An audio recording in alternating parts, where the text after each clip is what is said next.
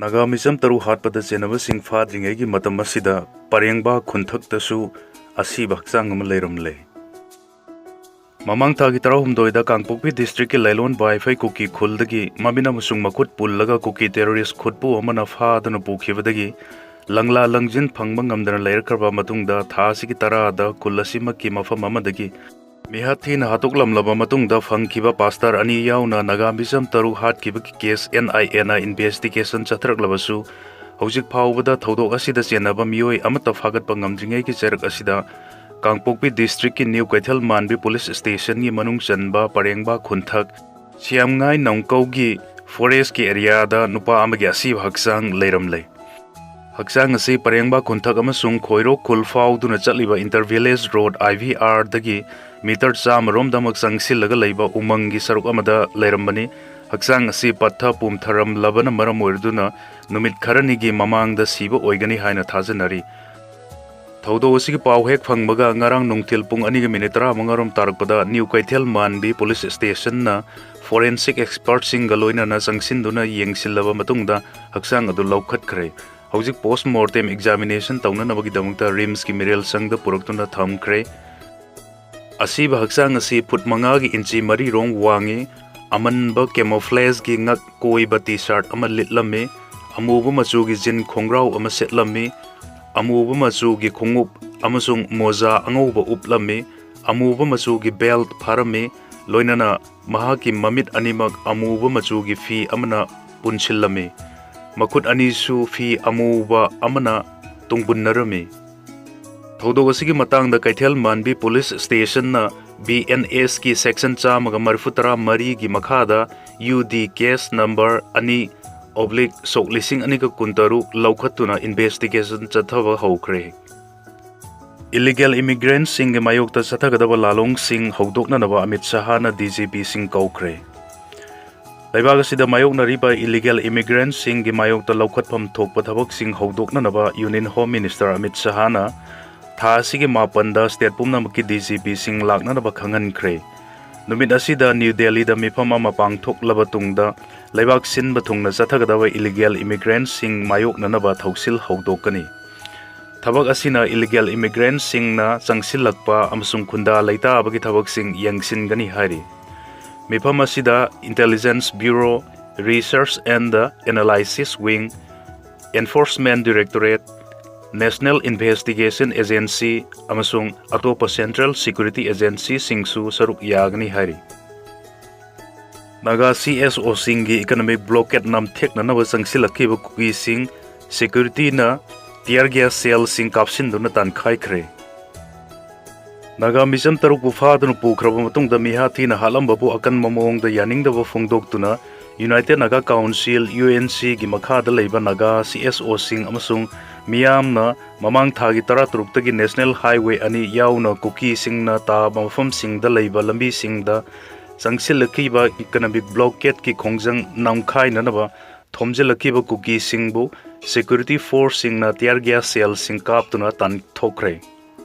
economic blockade asigi mayokta ngarang Kangpokpi district ki Gamgi Phai gi Damdai Christian College da kuki singna konsin ba furuk ki mioi sing ponsin duna mifam ama pangthokhi mifam aduna lawba warep ki matungina economic blockade ki khongjang changsiliba sing takthokadabani hairaduna mafam adudagi Kangla Tongbi gi Damdailong tamna changsilakpada Central Force singna kuki khongjang singbu tear gas cell sing amadi smoke bomb sing kapsinduna tankhai khibani mafam aduda nakal ani gi marakta chauna muknarakpadagi Imphal Dimapur lambi paringda pung ahum lom chathok sasin tauba yakhide kuki singi miyam na blockade asigi mayokta akan makhongjang changsin ba haurakpagi matangda Native People's Committee Manipur gi lusingba sangkasarn hai hojik Kangla Tongbi gi Damdailong area da mitai amadi naga miyam na khongjang changsin minari bani khongjang asi committee gi executive member sing nasu laktuni yangsilli maramdi ngarang modbung lomdagi yamlaba kuki sing thomjilaktuna khongjang changsilliba sing takhai gani haibigi pau mangjauna na phangi haiki mahak makhata na hai kuki community gi miyoi singbu karigidamakta security na ngak sianduna airport fawba thindok thenjin tawribano thawong asi lainga ki karamba thoksil no hangki हौजिक लान लोइद्री हाइरदुना Naga अमसुंग मितैना cookie की area दा संगबदी याद्रगा cookie सिंगबु फुरुप अनि असिगी area दा चंगथोक चंगसिन तौहलिबा करिगिनो हाइना हंगकी cookie सिंगना मितै सिंगबु चंगबा याहलक्त्रिबसी सही ओम हेलक्लबनी हाइरदुना थवोंग असी लैंगाकना येलौमी ओइरिबा मितै अमसुंग Naga सिंगदा मिनमदुना हंथना येंगबनी मखोइना Lakpa ngamlagadi security yaudana lakhalu matamduda मखोइ Lakpa ngamब्रा अमसुंग ngamdabra हाइबदु येंगनसी हाइकी इरांग थोकननबा अमसुंग वाथोक ओइरकननबा तौरपा माली हाइरदुना कुकीना सोइख्रे अमसुंग लान ख्रे हाइरबसु यासिनबा पुरुक्त्रिङैदा लैंगाकना मखा ताबा problem थोकनबा होनबनी हाइना moral सीकी हौजिकसु मिहाथीना हाथोक लमलबा Naga तरुकी हक्सांग लौसिनदना जेनिम्स की मिरेल संगदा लैरी तौदोक असिदा चेनबा सिंफादना पुथोक्त्रि तालक्सिदा कुकी सिंगी मियोइ सिंगबु सिक्युरिटी ना ngak सेलगा पुथोक पुसिन तौबा हाइबसी यानिंगदे हाइखि अमरोमदा नोंगसुम खोंगबाल तांगखुलदा लेरंबा पामबैना लुसिंगबा UNLF की केम होंगदोरकलिबा सिसु सेंटर की पॉलिसी ने हाइरदुना मकोइ चटख्रबदी कुकी सिंगना अटैक तौरकपा याबगी सिंगनबा चाउना लैरी हाइखि सिंगनबा असि कुकी सिंगबु प्रोटेक्शन पीबदगी हौरकपनी हाइरदुना मितै अमसुंग नागा सिंगबुना कोइतान तानरगा फारिबा असि स्टेट अमदी सेंटर लैंगा की करंबा थौरांगनो हाइना हंगखि मरमसिना नागा मिसम तरुकपु मिहाथीना हातपदा चेनबा सिंग फाद्रिबा फाउबा खोंजंग असि लेप्तना चंगसिनखिगनी खोंजंग असिदा इमागी मैरागी प्रेसिडेंट थोकसोम सुजाता न लुसिंगबा मियोइ सिंगसु लाक्तुना सरुक यारखि पनबयाबदी नागा CSO सिंगना कुकी सिंगी मफमदा चाना थंगनबा यावना पोचै पुनमक पुथोक पुसिन तौबदा थिंगबा थमलकलिबा असि पुंग निफु निपानगी मनुंगदा लौथोकदबनी हाइना कांगपोकपीदा बेस तौबा कमिटी ऑन ट्राइबल यूनिटी कोटूना था असिगी कुंतरेता स्टेट अमसुंग यूनियन लैंगाकता अल्टीमेटम अमा पिरखरबनी करिगुम पुंग निफु निपानगी ओइना पिरिबा मतम असिगी मनुंगदा नागा CSO सिंगी इकोनॉमिक ब्लॉकेट की खोंजंग हंदोक्त्रबदी कुकी मियामना डेमोक्रेटिक ओइबा खोंजंग सिंग संगसिलगनी हाइबा वाफम सु फोंदोक्त्रबनी अल्टीमेटम असि लैरबसु लैंगा की माइकैदगी मरी लैनबा थबक सिंग पाइखलक्तबदगी ngarang kuki singna blockade namkhairखिबनी हाइरी नागा यूथ फ्रंट वॉलंटियर सिंगना अकन बवाफम फोंदोरकले नागा मिसम तरुक फारबा मतुंगदा मिहाथीना हातबगी मायोक्ता नागा फुरुक की CSO सिंगना संगसिलक्लिबा इकोनॉमिक ब्लॉकेट की खोंजंगी मायोक्ता कोटूना पुंगनी फुनी पानी मतम पीरदुना अल्टीमेटम न सिंगबा थोरकपगी मायोक्ता ngarang nungthil चपचाब मफम हाइदोकनिंगदबा मफम अमदा नागा यूथ फ्रंट वॉलंटियर सिंगना अकनबो वाफम सिंग फोंदोरकली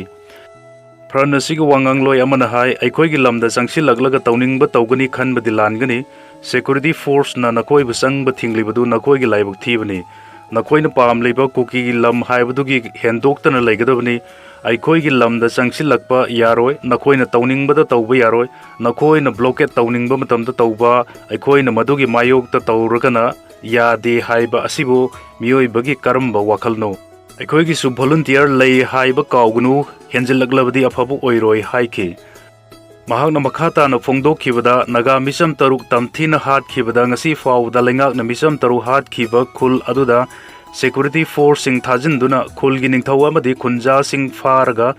मिहाद असिगी मतंगदा वाहंग पाउहंग चथदना लैबा यानिंगदे मसिगी महुता हाईवे दा चटलिबा गाड़ी सिंग चेक तौदुना लैथोकपा यानिंगदे मिहाद सिदा सेनाबा मियोइ सिंग हाईवे दा चटलिबा गाड़ी सिंग दा चेक तौरगा पुथोकपा ngamloi नागा मिसम तरुक हातलिबसी मणिपुर दा थोखिबा थौदोक नतबरा मसिदा लैंगाक नतुमिन लैसिनबा यानिंगदे मिसम मियामना खुद खुलाई पाइरकलिबसी लैंगाक न तौगदबा थबक मतम चाना तौदबदगिनी थौदोक सिगी मतंगदा लैंगाक न चपचाबा पाउखुम पिफम थोई हौजिक पालिबा लैंगाक सिगे लुसिंगबसिंग मणिपुर मियामगी याइफननबा पुंसी अमदि लनथुम ngak सेंदुना नुंगाई याइफना थमननबगी थागतखिबा मिहुत नत्रबरा अखोइगी मिसम तरुक मतुक मतुक कक्तुना हातखिबगी थौदोक असि लैंगाकना नमसिनदुना थंबा यारोय थौदोक असि लैंगाकना थवोइना इरांग मखाताना थोकननबा सिलिबरा थौदोक असि चीफ मिनिस्टर अमदि गवर्नर गी इमुंग मनुंगदा थोकलगदि तुमिन्ना लैबा ngamgadra मिसम मियाम अखोइ मिहात मिपुनगी थबक पामदे इंगना चिकना तंगदु लैताना हिंगबा पामी लैंगाकना हौजिक तुमदुना लैबगी मतम नते पांथोकफम थोकपा थबकसिंग मतम चाना पाइखतुना मिसम मियामगी पुंसी अमदि लनथुम ngak सेनबियो हाइना फोंदोखि संजनलोकी मफम सिंगदगी कुछु कुलाई सिंग फागतख्रे Police Control Room gi Cherol amana ngarang police na Sagolmang Police Station na konba Sanjin Lok ki mafam singdagi AK rifle ama tungan ba nongmai gi maru tara manga 9mm pistol ama country-made carbine ama hand grenade taramapal tube launcher SLR ani point sahum subna ahum HD cartridge taret nongmai asigi blank cartridge taru detonator tara amasung nongmai kharagi magazine mapan phagat pangam kre hari Center na emergency response ta ambulance ki chana kanglon sing puthur kre Center lengak na National Operational Guidance on National Ambulance Services so lising ani ka kunturuk puthur ki bagaloina na emergency response ta anawa singbu manak nakpa medical center da yamlabada minute kun gi manungda aduga urban area da na minute tara gi manungda yohana ba chana kanglon sing semkre Health Minister JP Nadda na puthur ki ambulance service ki planning operation amasung monitoring gi national framework asina miyoi khuding makta matam chana safe oina amasung quality laiba emergency medical support transport phanglagani hari framework asigi matung inna accident toy na thokan balambi gi saruk industrial area amasung kaithel na chingba mi sinba mafam sing gi block ta ambulance thamgadori loinana state amadi union territory singda Center na direction piduna emergency number 112 da ambulance service koding mag phangangadabani haiki CVSE na 3 language policy komthokre Central Board of Secondary Education CVSE da affiliate tauba school sing da academic session sok lising ani ga kuntaru kuntaret tagi sanaba haugadaba 3 language policy gi chana kanglon sing puthor ki bagaloinana Policy asigi makada class 10 gi mahiroi sing da lol ahum tangai fadana taman gani toramba du komthor kre ngasi dagi hauraduna class 9 tamleba mahiroi sing dadi India gi native lol ani yauna lol ahum tam lagani class 7 amasung 8 ki mahiroi sing su class 9 yauraba matamda India gi native lol ani yauna lol ahum tamlagani hari Thauda ethanol yalibasi sangyengni mathang sahida result khangani haina lengak na Supreme Court ta phongdokre Laibak sinthung na thauda ethanol sa da kun yanduna season hanna nabagi program hawdor kibasi sangyeng amani masigi result mathang sahida mayek seng na khangani haina center lengak na Supreme Court phongdokre Lainga ke wafam si ethanol yalaba thauna ariba gari sing engine da sokhalakatra amasung gari gi mileage handahalakatra haibagi mipai ba poknaringai da phongdor kibani Lainga ki maikei da gi de ethanol sa da kun yalaba petrol na gari sing da sokhali haibagi evidence amata phangde amasung